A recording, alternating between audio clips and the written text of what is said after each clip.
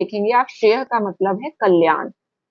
तो अर्जुन अपने देहात्म बुद्धि से कहना चाह रहे हैं कि ये जो युद्ध हो रहा होगा उसमें मुझे कोई कल्याण नहीं दिख रहा, उससे कोई परमानेंट सुख की प्राप्ति नहीं दिखाई दे रही।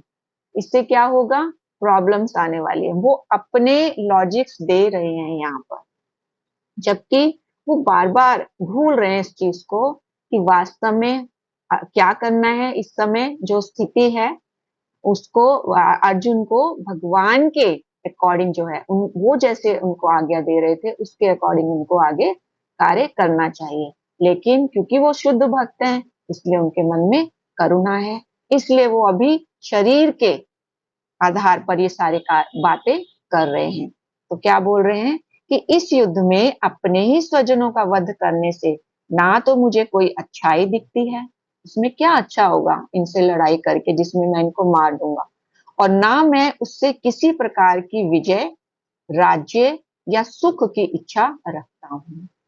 मतलब अर्जुन बार बार भगवान को ये बताना चाह रहे हैं कि ऐसा ऐसी जीत पाकर मैं क्या करूंगा जिसमें मैं अपनों की हत्या कर दूंगा, इनकी हत्या करके मैं पापी बन जाऊंगा।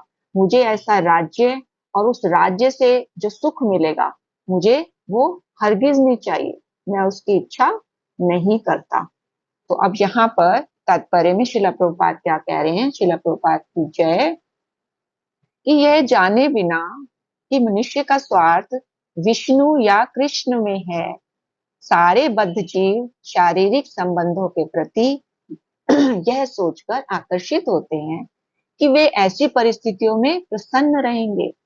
तो हम लोग क्या करते हैं, हम लोग अपना स्वार्थ, अपने बारे में, अपनी इंद्रियों, अपने और अपनों की इंद्रिय तृप्ति के बारे में, सुख के बारे में सोचते हैं।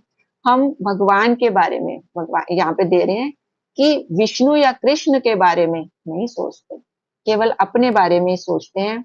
और ये सोचकर आकर्षित होते हैं कि शायद इसी में हम खुश रहेंगे, जो हमें आज, जो हमें फैसिलिटीज मिल रही हैं, जो लग्जरीज मिल रही हैं, वही एक्चुअली हमें चाहिए, वही हमारे जीवन का टारगेट है। असली डेस्टिनेशन ही वही है कि हम कैसे ज्यादा से ज्यादा भोग करें, कैसे ज्यादा से ज्यादा इंद्रिय तृप्ति करें, यही वास्तविक सुख है। ऐसा हम लोग सोचते हैं, बद्ध जीव ऐसा सोचते हैं।